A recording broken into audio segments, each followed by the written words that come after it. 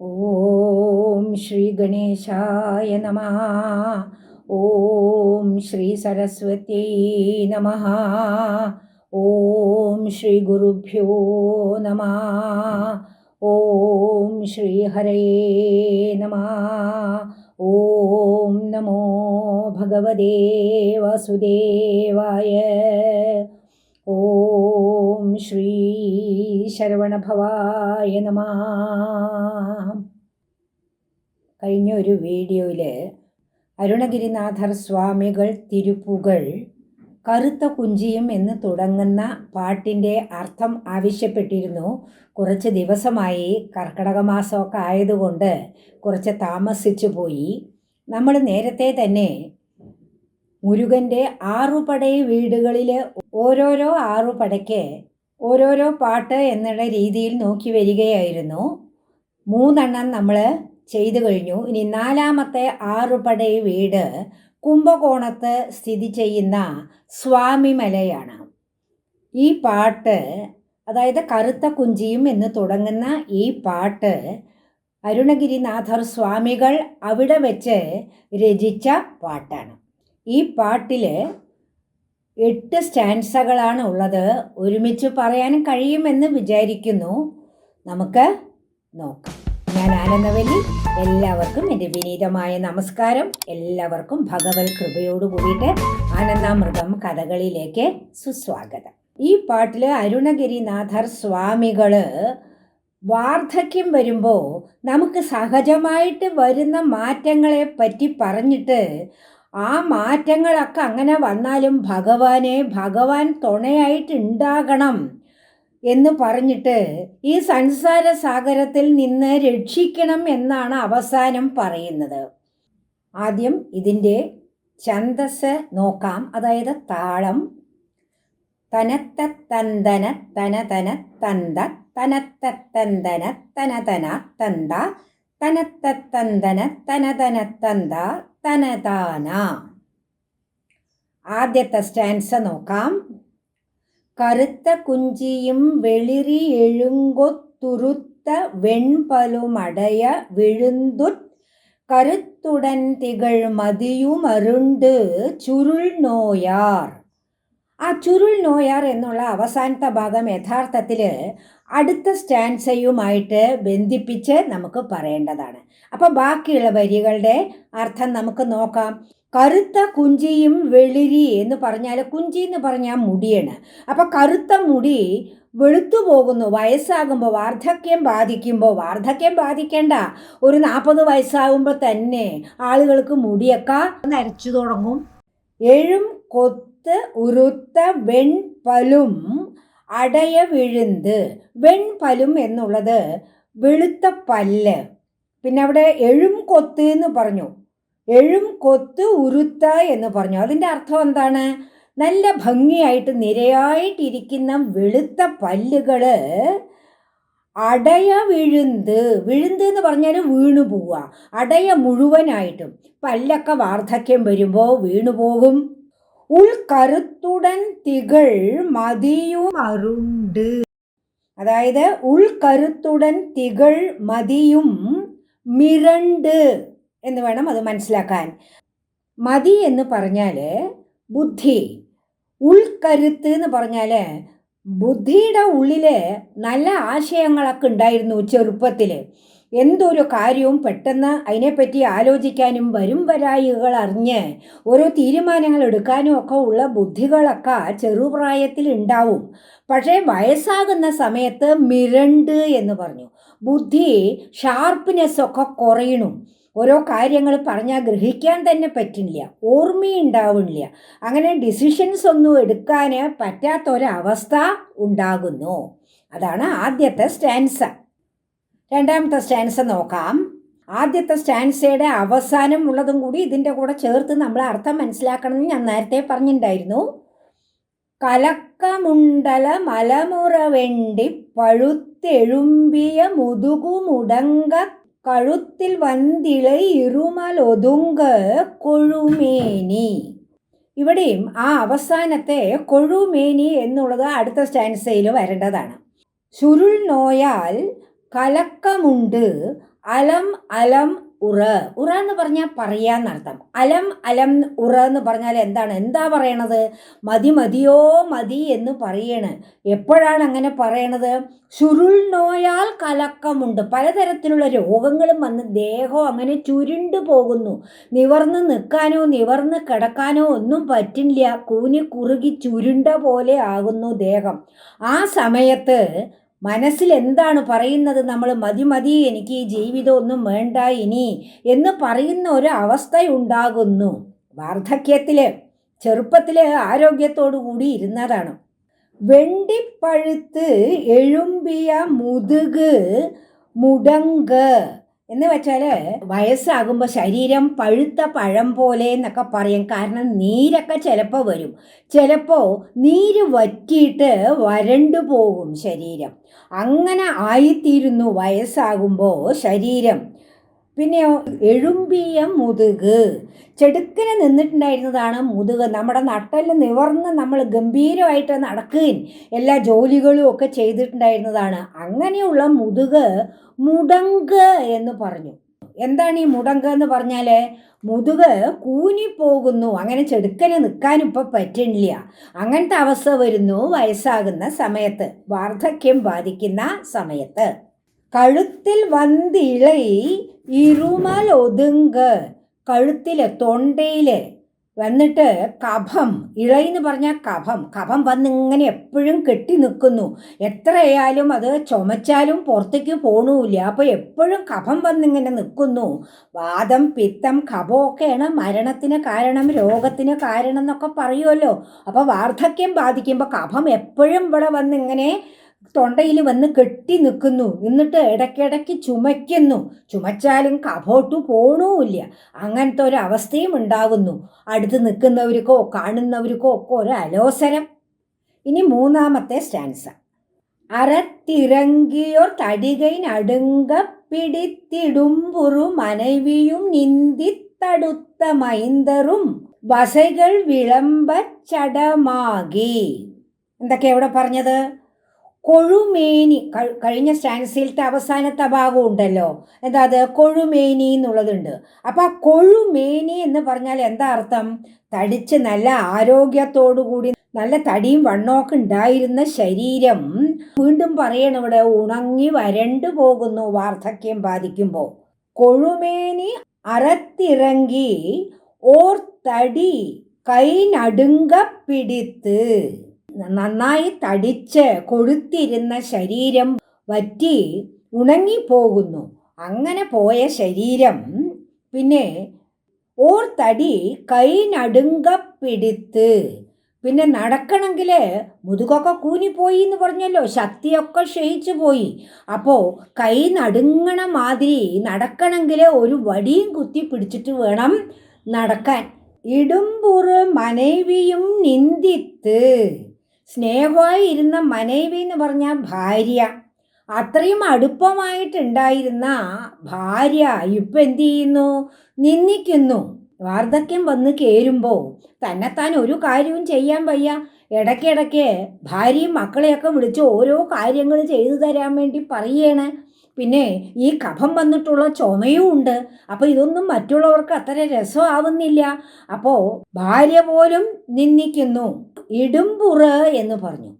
അങ്ങനെ ആ നിന്ദ എങ്ങനെയുള്ളതാണ്? അപമാനം വരുന്നത് പോലെയുള്ള നിന്ദയാണ് അവരുടെ ഭാഗത്ത് നിന്ന് ഉണ്ടാകുന്നത്. അടുത്ത മൈന്ദരും വസൈകൾ വിളമ്പ്. വസൈകൾ എന്ന് പറഞ്ഞാൽ പഴി, വിളമ്പ് എന്ന് പറഞ്ഞാൽ എന്താണ് ഇവിടെ അർത്ഥം? പറയാന്നർത്ഥം. അപ്പൊ പഴി പറയുന്നു. ആരാ പഴി പറയുന്നത്? അടുത്ത മൈന്ദരും, ഏറ്റവും സ്നേഹത്തോടു കൂടി നോക്കി വളർത്തിയ. മൈന്ദൻ എന്ന് പറഞ്ഞാൽ മകൻ എന്നർത്ഥം. ഇവിടെ മൈന്ദറും എന്ന് പറഞ്ഞിട്ട് അപ്പോൾ ഒന്നിൽ കൂടുതൽ മക്കളുണ്ട്. ഏറ്റവും സ്നേഹത്തോടു കൂടെ നോക്കി വളർത്തിയതാണ് ആ മക്കളെയൊക്കെ. ചെറുപ്പകാലത്ത് ആരോഗ്യത്തോടു കൂടി ഇരുന്ന സമയത്ത് ഇവർക്കൊക്കെ വലിയ സ്നേഹവുമായിരുന്നു. പക്ഷേ ഇപ്പോൾ വാർദ്ധക്യം ബാധിച്ച് രോഗവും വന്ന് ശരീരത്തിൻ്റെ ഭംഗിയൊക്കെ പോയപ്പോൾ, എവിടെയും പ്രസൻറ്റബിൾ അല്ലാണ്ടായപ്പോൾ എല്ലാവരും അദ്ദേഹത്തെ നിന്ദിക്കുന്നു. മൂന്നാമത്തെ സ്റ്റാൻസയുടെ അവസാനം ചടമാകി എന്ന് പറഞ്ഞിട്ടുണ്ട്. ജഡമാകി എന്നാണ് അർത്ഥം എടുക്കേണ്ടത്. ജഡം എന്ന് പറഞ്ഞാൽ എന്താണ്? ജീവൻ ഇല്ലാത്തതുപോലെ. അത് അടുത്ത സ്റ്റാൻസയുടെ കൂടെ ഒപ്പം നോക്കേണ്ടതാണ്. അടുത്തത് നോക്കാം. അഴുക്കടൈന്തിടർ പടുമുടൽ പങ്ക പിറപ്പെനുങ്കടൽ അഴിയലൊഴിന്തിട്ടടുത്തിരുന്തിര് വടിതനെ என்றூன்றிடுவேனோ. ഷഡമാകി അഴുക്കടൈന്തിട്. ദേഹത്തൊക്കെ അഴുക്ക് പുരണ്ടിരിക്കുകയാണ്. വയസ്സാകുമ്പോൾ തന്നെ എഴുന്നേക്കാനോ വസ്ത്രം കഴുകാനോ അതല്ലെങ്കിൽ കുളിക്കാനോ ഒന്നും പറ്റില്ല. അപ്പോൾ സാധാരണ ഇങ്ങനെ അഴുക്ക് പിടിക്കുന്നത് എന്തിലാണ് അഴുക്ക് പിടിക്കുക? ജീവനില്ലാത്ത ജഡമായ വസ്തുക്കളിലാണ് ഇങ്ങനെ ഒരു സ്ഥലത്ത് വെറുതെ വെച്ചോണ്ടിരുന്നാൽ നമ്മളെടുത്ത് കഴുകിയാലേ അത് വൃത്തിയാവുള്ളൂ. അതുപോലെ ഇദ്ദേഹം ആയി എന്നാണ് പറയുന്നത്. വാർദ്ധക്യകാലത്ത് ഒരു ജഡമായ വസ്തുവിനെ പോലെ ശരീരം മുഴുവൻ വസ്ത്രം മുഴുവൻ അഴുക്ക് പുരണ്ടിട്ട് ഇടർപടും ഉടൽ. എന്താണ് അതിൻ്റെ അർത്ഥം? ഇടർ എന്ന് പറഞ്ഞാൽ വേദനകൾ. ദേഹം മുഴുവൻ വേദനയാണ്. ആ സമയത്ത് ദേഹത്ത് ഒരു സുഖമില്ല. ദേഹം മുഴുവൻ തൊട്ടവിടെയൊക്കെ വേദന. തൊടണ്ട, അല്ലാണ്ട് എന്നെ എപ്പോഴും വേദനിച്ചുകൊണ്ടിരിക്കുകയാണ്. ജോയിൻറ്റ് പെയിന്, മസിൽ പെയിന് എന്നൊക്കെ പറയുമല്ലോ, അതുപോലെയുള്ള വേദനകളാണ്. പിറപ്പിനും കടൽ അഴിയൽ ഒഴിന്തിട്ട്. ഇങ്ങനെ വേദനകൾ സഹിച്ച് അവസാനം മണ്ണോടു മണ്ണായി തീരുമല്ലോ. അങ്ങനെ മണ്ണായി തീർന്നു കഴിഞ്ഞാൽ പിന്നീടും പിറപ്പിനും കടൽ എന്ന് പറഞ്ഞു വീണ്ടും ജനിക്കുന്നു അല്ലേ? ഒരു ജന്മം കഴിഞ്ഞാൽ പിന്നെയും ഒരു ജന്മം ഉണ്ടാകുന്നു. അങ്ങനെ മരിക്കുക, ജനിക്കുക, വീണ്ടും മരിക്കുക, വീണ്ടും ജനിക്കുക. അതിനെന്താണ് പറയുന്നത്? സംസാരസാഗരം. അവനവൻ്റെ കർമ്മഫലം കൊണ്ടാണല്ലോ ഇങ്ങനെ സംഭവിക്കുന്നത്. അപ്പോൾ ഇങ്ങനെ മരിക്കുകയും ജനിക്കുകയും മരിക്കുകയും ജനിക്കുകയും ചെയ്യുന്ന ഈ കഷ്ടപ്പാട് അഴിയൽ ഒഴിന്തിട്ട് ഇല്ലാതെ ആക്കിയിട്ട് അടുത്തിരും തിരുവടി തനൈ என்றூன்றிடுவேனோ. തിരുവടി എന്ന് പറഞ്ഞാൽ എന്താണ്? എൻ്റെ അടുത്തന്നെ ഉണ്ട് ഭഗവാൻ, എൻ്റെ അടുത്തന്നെ ഇരിക്കണു. ആ ഭഗവാന്റെ തിരുവടി എന്ന് പറഞ്ഞാൽ തൃപ്പാദം. ആ തൃപ്പാദത്തിൽ വടികുത്തി നടക്കുന്നു. എന്നാൽ അവസാന ഘട്ടത്തിൽ ഞാൻ ആ വടി പോലും ഉപേക്ഷിച്ച് ഭഗവാന്റെ തൃപ്പാദത്തിൽ ശരണം പ്രാപിക്കുമോ?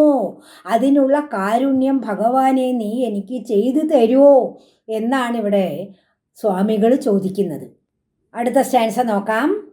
പുറത്തലം പൊടി പടമികവുങ്കട്ര പെരുങ്കടൽ വയിരു കുഴമ്പ പുകട്ടറങ്ങിയ വിറക തുരങ്കത്തിരൽ വീര. എന്താ അവിടെ പറയുന്നത്?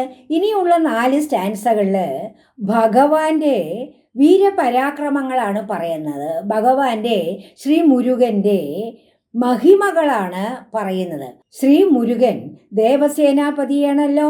ഭഗവാൻ ഉദിച്ചതിൻ്റെ ഉദ്ദേശം എന്തായിരുന്നു?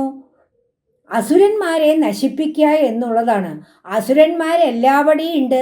ഭൂമിയിലും ഉണ്ട്, ഭൂമിയുടെ മുകളിലും ഉണ്ട്. അവര് ദേവലോകമൊക്കെ കീഴടക്കി വെച്ചിരിക്കുകയായിരുന്നുവല്ലോ. അതേമാതിരി അവരുടെ യഥാർത്ഥ സ്ഥാനം എവിടെയാണ്? പാതാളത്തിലാണ്. അപ്പം ഭൂമിയുടെ താഴെയും മുകളിലുമായിട്ട് ഭൂമിയും ചേർത്തിട്ട് 14 ലോകങ്ങളുണ്ട്. അവിടെയൊക്കെ ഇവര് അവരുടെ അട്ടഹാസങ്ങൾ കാണിച്ചുകൊണ്ടിരിക്കുകയാണ്. അപ്പം ഇവിടെ പറയണ് പുറത്തലം പൊടിപട, ഭൂമിയുടെ മുകളിലുള്ള ഭാഗത്തും ശ്രീ മുരുകൻ യുദ്ധം ചെയ്ത് അവിടെ അവരെയൊക്കെ പൊടിയാക്കി ആകാശത്ത് മുഴുവൻ, അതായത് ആ ഭൂമിയുടെ മുകളിലുള്ള ലോകങ്ങളിലൊക്കെ പൊടി പാറുന്നത് പോലെ അദ്ദേഹം അവരെയൊക്കെ നശിപ്പിച്ചു. ആ യുദ്ധം കണ്ട് ആകാശം പോലും ഭ്രമിച്ചു നിന്നു. അതാണ് അവിടെ പറയുന്നത്.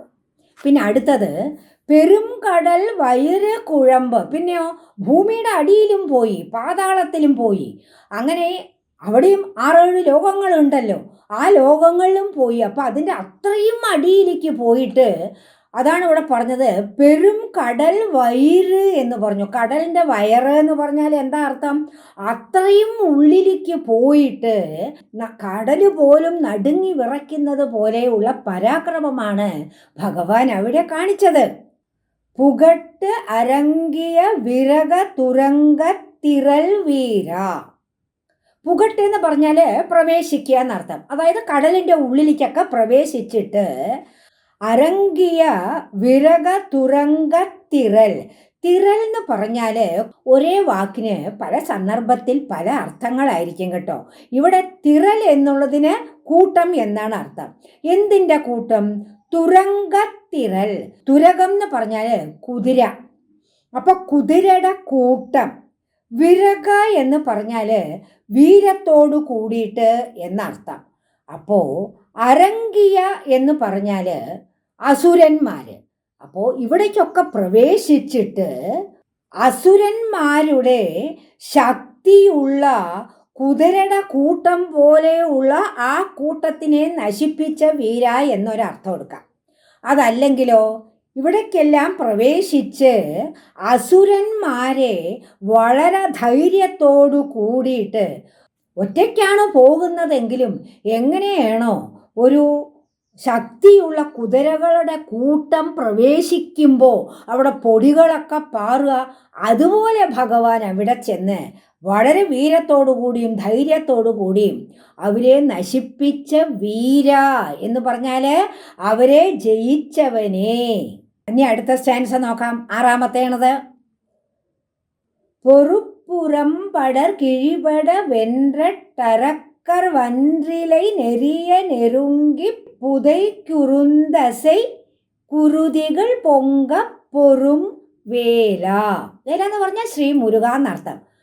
ഇവരോടൊക്കെ യുദ്ധം ചെയ്യുന്ന സമയത്ത് എന്താണ് അവിടെ സംഭവിച്ചത്? ആ കാര്യങ്ങൾ ഇവിടെ വിശദീകരിക്കുകയാണ്. പൊറുപ്പ് ഉറം പടർ. ഉറം എന്ന് പറഞ്ഞാൽ പല അർത്ഥങ്ങളുണ്ട്. ഉദാഹരണത്തിന് വളം എന്നൊരർത്ഥമുണ്ട്. ഭൂമിയിൽ നമ്മൾ ചെടികളൊക്കെ വളരാൻ വളം ചേർത്ത് കൊടുക്കില്ലേ, അങ്ങനെ അർത്ഥമുണ്ട്. പക്ഷെ ആ അർത്ഥമല്ല അവിടെ. പൊടിപടലങ്ങൾ ഉണ്ടായി എന്നാണ് പറയണത്. എവിടുന്നാണ് ഈ പൊടിപടലങ്ങൾ ഉണ്ടായത്? ക്രൗഞ്ചമലയെ ഭഗവാൻ പൊടിച്ചു. അങ്ങനെ പൊടിച്ചിട്ട് അതിന്ന് പൊടിപടലങ്ങളൊക്കെ ഉണ്ടായി. കിഴിപട എന്ന് പറഞ്ഞു. ആ മല ചെറിയ ചെറിയ കഷ്ണങ്ങളായിട്ട് കീറിപ്പോയി എന്ന് പറയണ്. അതായത് പൊട്ടിപ്പോയി എന്ന് പറയണം. അങ്ങനെ പൊട്ടിപ്പോകുന്ന സമയത്ത് അങ്ങനെ പൊടിപടലങ്ങളായിരുന്നു അവിടെയൊക്കെ. പിന്നെയോ അട്ട് അരക്കർ വൻ തലൈ നെറിയ നെരുങ്കി. നെറിയ എന്ന് പറഞ്ഞാൽ എന്താ പറയുക, ചവിട്ടി അരയ്ക്കുക എന്നർത്ഥം. നെരുങ്കി എന്ന് പറഞ്ഞാൽ അടുത്തു പോയി. അരക്കന്മാരുടെ, അതായത് അസുരന്മാരുടെ വളരെ അടുത്തു പോയി. എന്നിട്ട് യുദ്ധത്തിൽ തോറ്റിട്ടും വീണിട്ടും ഒക്കെ കിടക്കുന്ന ഈ അസുരന്മാരുടെ തലയും ശരീരവും ഒക്കെ ചവിട്ടി മെതിച്ചു. ആ ചവിട്ടി മെതിക്കുന്ന ശക്തി കാരണം അസുരന്മാരുടെ രക്തവും അവരുടെ ശരീരത്തിൽ നിന്നിങ്ങനെ ചീറ്റി പുറത്തേക്ക് വന്നു. ആ രീതിയിലാണ് അവിടെ യുദ്ധം ചെയ്തത്. പൊറും എന്ന് പറഞ്ഞാൽ പൊരുതിയ, അതായത് യുദ്ധം ചെയ്ത വീര ശ്രീ മുരുക എന്ന് പറയണം. ഏഴാമത്തത് നോക്കാം. ശിരുത്ത തണ്ടയ മതലയോരഞ്ചിനത്തുമിഞ്ചരി തിരിതരു കുன்றത്തിനൈ പുനന്തികൾ കുറമകൾ കൊങ്കൈ കിരിമേവി. കിരി എന്ന് പറഞ്ഞാൽ ഗിരി, അതായത് മല. ഏതു മലയാണ് ഇവിടെ ഉദ്ദേശിക്കുന്നത്? വള്ളിയെ പറ്റി പറയുന്നുണ്ടല്ലോ. അപ്പൊ വള്ളിമലയാണ് ഇവിടെ ഉദ്ദേശിക്കുന്നത്. ആ വള്ളിമലയിൽ ശിരുത്ത തണ്ടയ, ഭംഗിയുള്ള തണ്ടകൾ അണിഞ്ഞ മതലയോർ 5 ബാലകന്മാര്. 5 എന്ന് പറഞ്ഞാൽ ഭയപ്പെടുക എന്നർത്ഥം. എന്താ അവിടെ പറഞ്ഞത്? ബാലകന്മാരാണ് കാലിൽ ഈ തണ്ടകളൊക്കെ അണിയുന്നത്. ഒരു ആഭരണമാണത്. ശ്രീ മുരുകൻ ഈ കാര്യങ്ങളൊക്കെ ചെയ്യുമ്പോൾ വളരെ ചെറുപ്രായമായിരുന്നു, ബാലകനായിരുന്നു. അപ്പോൾ ആ ബാലകൻ, അങ്ങനെയുള്ള ബാലകന്മാർ സാധാരണ പേടിക്കുന്ന ശിനത്തു മിഞ്ച അരി തിരു തരു കുன்று എന്ന് പറഞ്ഞു.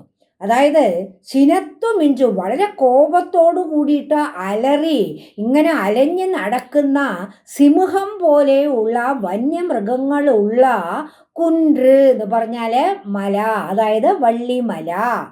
അരി എന്ന വാക്കിന് പല അർത്ഥങ്ങളുണ്ട്. അതിലൊന്നാണ് സിംഹം എന്നുള്ളത്.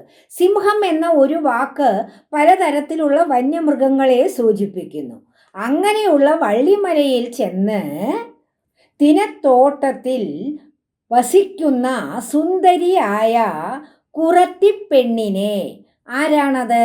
ശ്രീവള്ളിയാണ്, വളരെ സ്നേഹത്തോടുകൂടി സ്വന്തമാക്കി. അവിടെ കൊങ്കൈ എന്നൊരു വാക്ക് കൊടുത്തിട്ടുണ്ട്. മാറിടം എന്നാണ് അതിൻ്റെ അർത്ഥം. കിരിമേവി എന്ന് പറഞ്ഞാൽ മലയിൽ കയറി എന്നാണ്. അങ്ങനെയുള്ള മലയിൽ കയറി സ്നേഹത്തോടു കൂടി വള്ളിയെ സ്വന്തമാക്കിയ ശ്രീ മുരുക എന്നാണ് പറയുന്നത്. ഇനി അവസാനത്തെ സ്റ്റാൻസ. ചെരുക്ക് നെഞ്ചുടൈ മുറുക ശിഖണ്ഡി പരിച്ചു മന്തിട് കുമര കടമ്പ തിരുക്കു തന്തയിൽ ഉറൈതരു കന്ത പെരുമാളേ. അപ്പോൾ ഇവിടെ തിരുക്കുടന്തയിൽ എന്ന് പറഞ്ഞു. കുടന്തയിൽ എന്ന് മനസ്സിലാക്കണം. അത് എവിടെയാണ്?